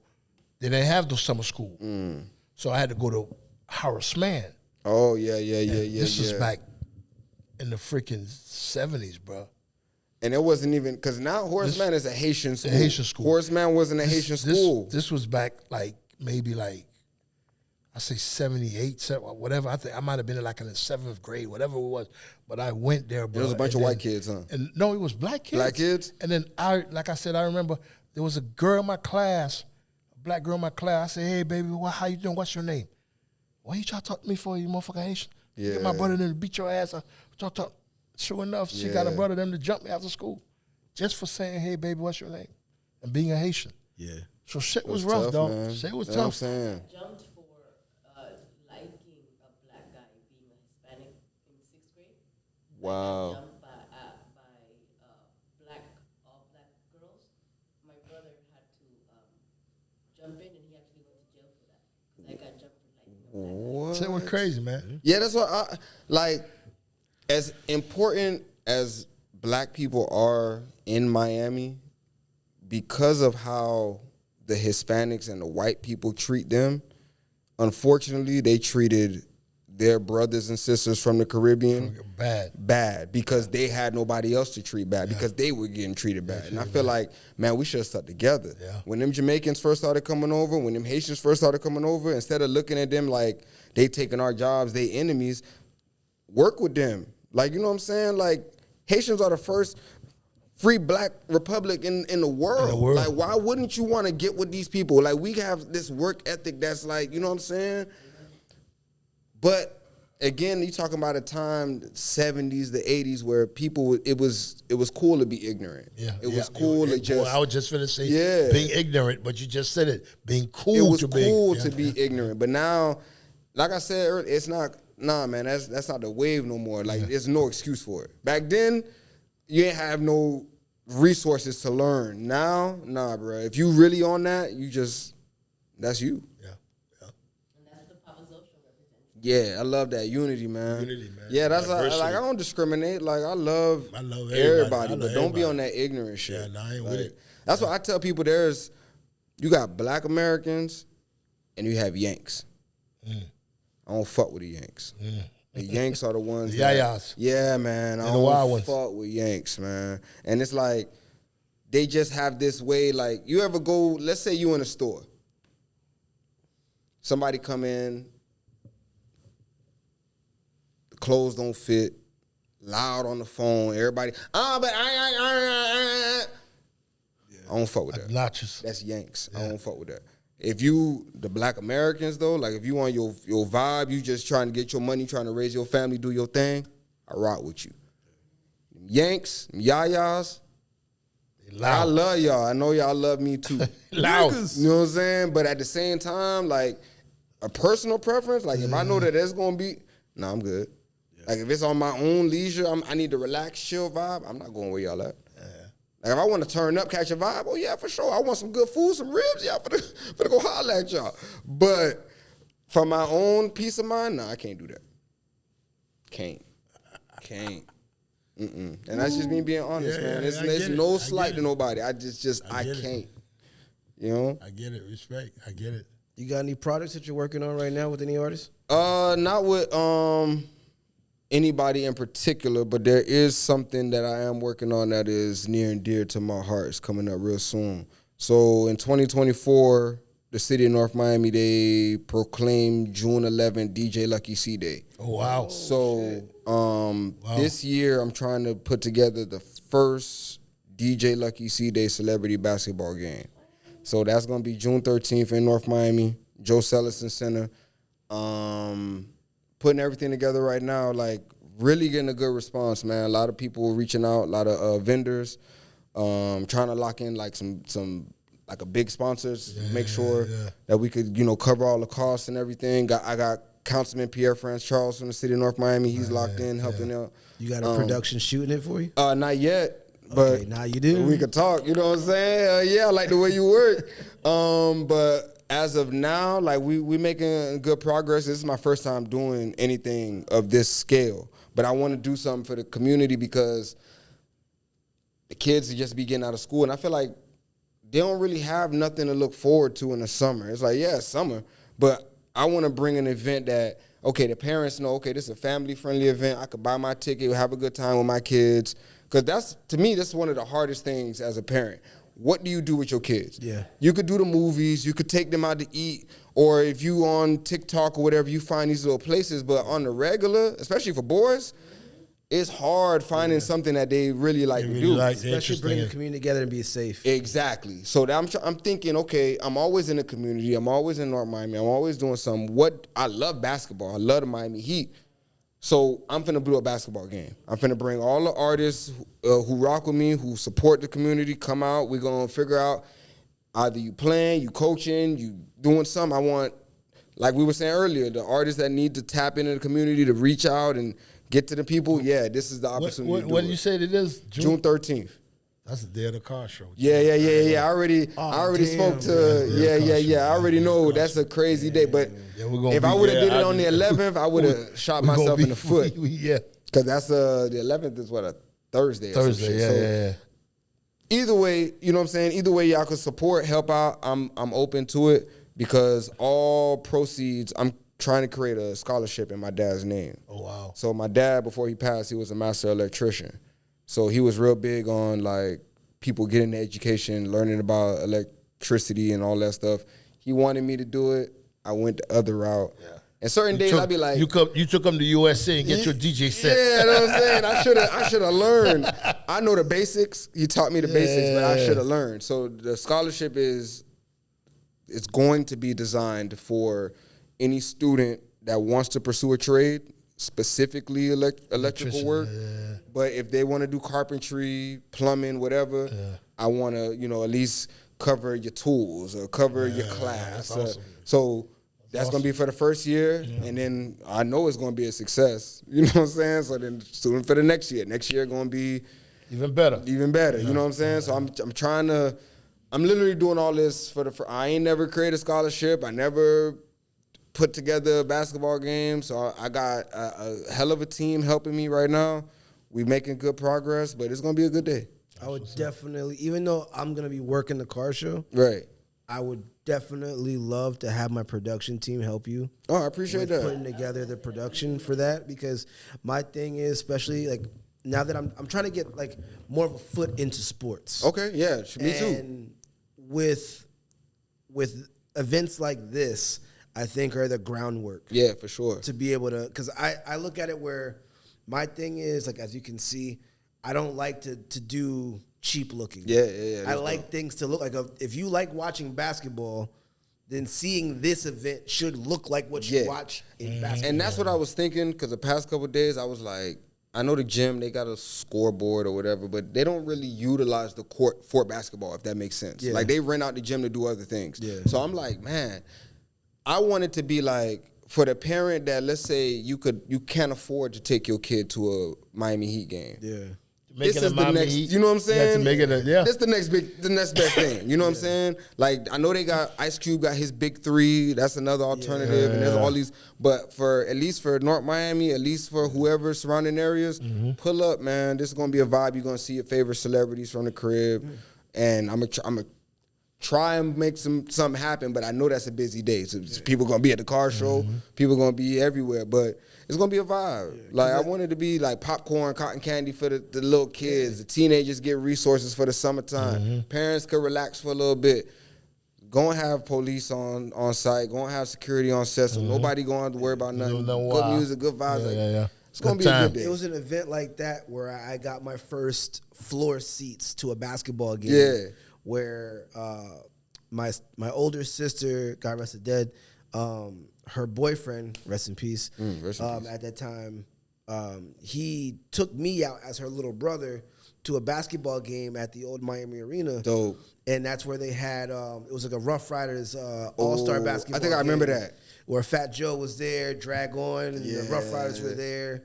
And it was dope because we had seats right behind the basket. And it's like, to go to a Miami Heat game, that's going to cost you an arm and a leg. You don't get that opportunity. Yeah.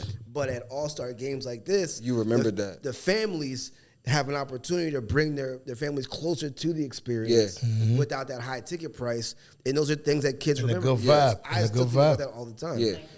That's all I'm trying to do, because it's like, I've taken my boys to Heat games, and just to see their face light up. And I ain't going to lie, like, my dad we went to a Marlins game one time. And even with that, my dad used to take me to wrestling and soccer. Oh, that's dope.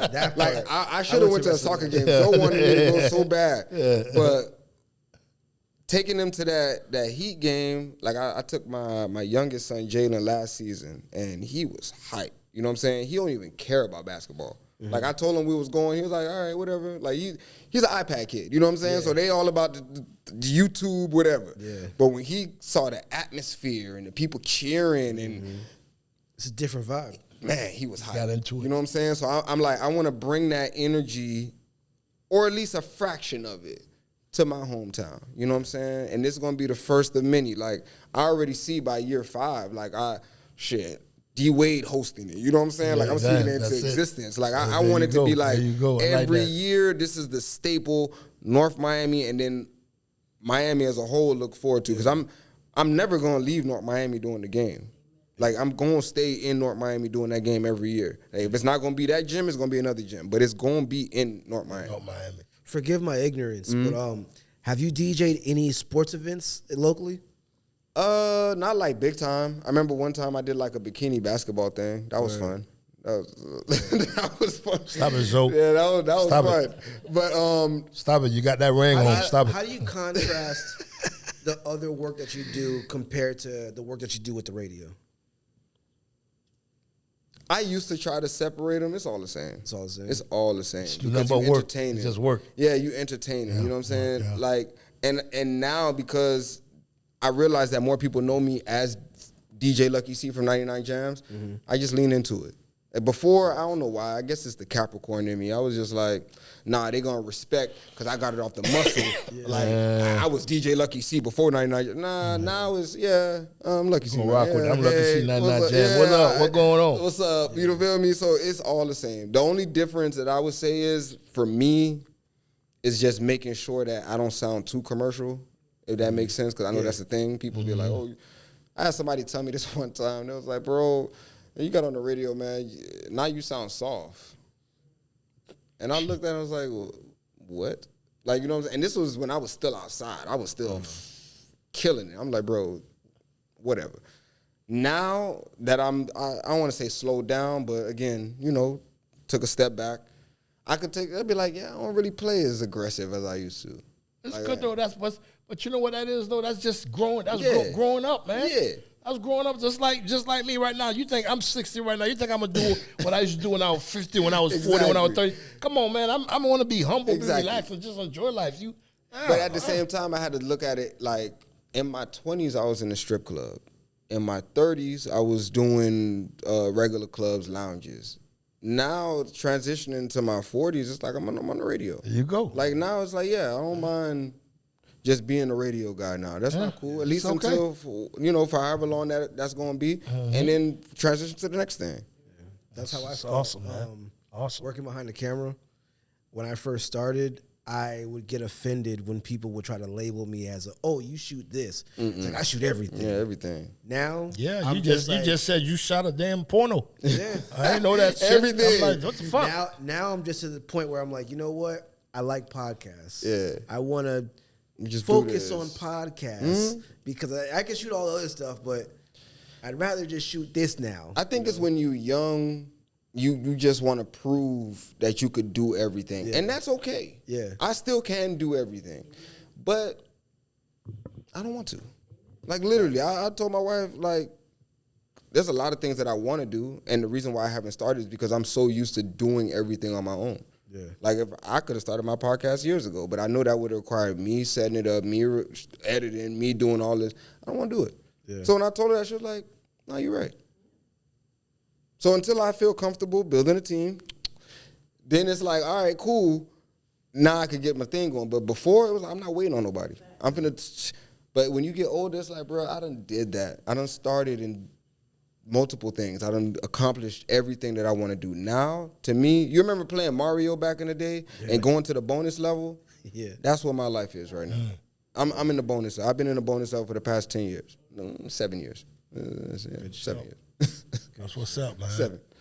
So, what's up? You know what I'm saying? Like, for me, it's literally just, let me get my money. Let me take care of these kids. Make sure my wife good. Make sure my mama good. Especially now. Make sure my mama good. And that's it. So because we hear this so much, what is it like for the city where you're from to to dedicate a day to you? Yeah, I ain't gonna lie, man. That's why I said everything right now is it's like the bonus mode because I don't even know how to describe it. Didn't even know it was happening. They tricked me. So they was telling me, yo, we need you to come to City Hall for a council meeting for something. Come, dress business casual, but we need you to be here by a certain time. So I'm thinking it's just, all right, I'm finna show up because I do a lot of work with the city of North Miami. Like, I got a lot of people in different departments. They call me, I pull up. I've been working with them for maybe the past 8 years probably, right? Probably longer than that. So when I get there, they tell me, hey, just sit right here in the back. All right, sit down. Actually, they told me sit in the front. So when I sit in the front, I can't see that all my friends and family are behind me. Everybody else knew about this except for me. So shout out to Super Cindy and shout out to Police Chief Gauze, Chief Gauze from the city of North Miami. They were the ones that spearheaded me getting a day.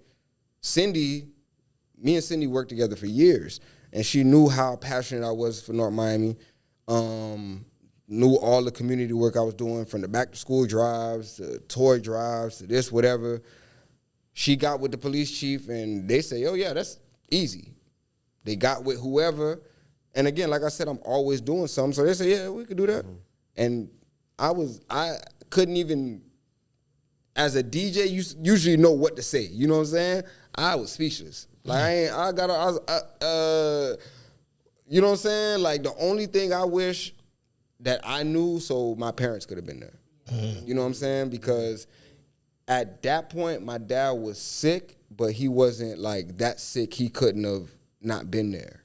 So but I knew, like when my wife and I think my cousin, like the people that knew, they also understood that it still would have been a lot to get my parents there. So that was the only thing. But when I showed my mom, boy, her face lit up. When I showed Zoe, he looked at it like, okay, man. You know what I'm saying? Like, it's hard to make Zoe proud. Yeah. But hard. Like that, it's hard. yeah. So that, man, I'm not going to lie. That's what's up. Between one, being on the hometown radio station, having the night show, as iconic as that is, I pinch myself every day. But then, like, yeah, your hometown giving you a day, like, I've always wanted a street named after me, but a day, I'll take that. You feel me? Like, I'm gonna get that street too. Yeah. I'm gonna get that street. That's what's up, man. That's what's up, man. Great convo, man. I love it here. I appreciate you coming through, man. Before we close out, man, is there anything you want to just say before we go ahead and close out the show, bro? I always say this. This is like my slogan, my tag, my phrase. Be the light that you want to see in the world. If you say that people ain't doing it, you do it. If you wondering why don't nobody, you do it. Like, and that's how I live my life. What is it? Be the light? Be the light that you want to see in the world.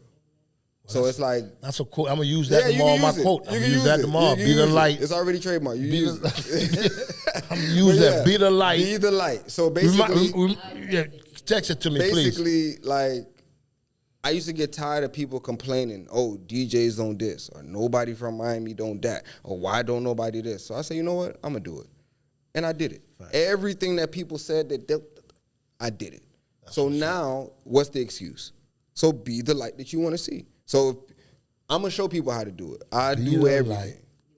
Be the light that you want to see. Instead of complaining about it, do it. Be the light that you want to see in everyone. Yeah. Is that it? Or in the world. In the world. You can remix it. But essentially, just be the light. Yeah, that's going to be up there tomorrow. Yeah. That's going to be up there just tomorrow. Just make sure you tag me. I'm going to tag you. But yeah, be the light, man. I'm use that tomorrow on my thing. Just stop complaining about stuff. If you can't control it, okay, complain, do whatever. But if it's something that you want to see people do something, you do it. Yeah. Start it. If you can't start it, talk to the people that got just stop. In my opinion, because we got phones, everybody's just so, shut up. Put the phone down. Be the light. And be the light. Hey, man. Put in the work, man. Groundwork all day, every day. Hey, now. I love it. That's it. Hey, now. Yeah. Feel me? Hey, man. Thank you, man. I appreciate y'all. Thank you. It's a nice. No, I collect these. Yeah. Like, Nice convo, man. Yeah. Nice convo. Great show. Great show. hey now. Black Bottle Boys. Yeah.